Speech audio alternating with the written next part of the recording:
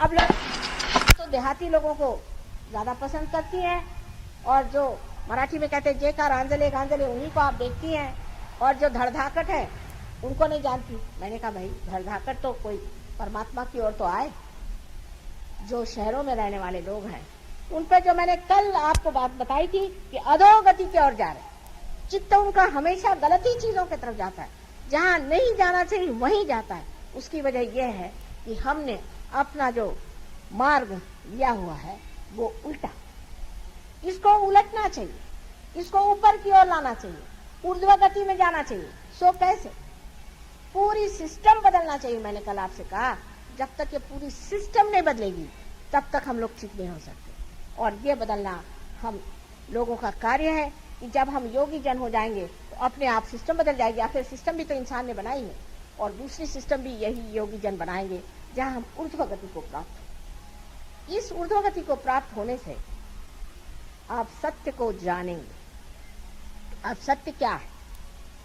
सत्य एक छोटी सी व्याख्या में कहा जा सकता है कि सत्य यह है कि आप आत्मा है। आप अहंकार, मनोविकार, शरीर आदि कुछ भी नहीं, आप स्वयं आत्मा है। ये परम सत्य। और इसको जानने के लिए आपको आत्मा होना पड़ेगा। जब तक आप आत्मा नहीं हुए तब आपके लिए हर एक चीज जो बेकार है वही आप है। आपका मकान है, आपका ये है। जब तक आप ये कहते हैं कि ये मेरा है तब तक आप वो नहीं है। जब तक आप कहते हैं कि मेरी मोटर है, माने आप मोटर नहीं। लेकिन जब आत्मा आप हो जाते हैं तो आप कहते हैं माँ मैं आत्मा हूँ। ये सत्य। लेकिन जैसे ही सत्य हमारे अंदर प्रकटित होता है तब हमारे चित्त में क्या परिवर्तन हो जाता है?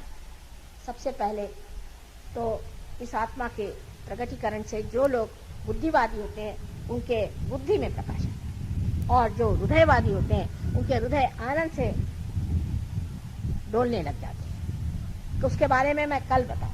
लेकिन आज बुद्धिवादियों की बात मैं बताती हूँ कि जो बुद्धिवादी होते हैं उनकी बुद्धि में एक प्रकाश आता है, और वो देखते हैं कि यहाँ बैठे बैठे हम महसूस कर रहे हैं इन उंगलियों के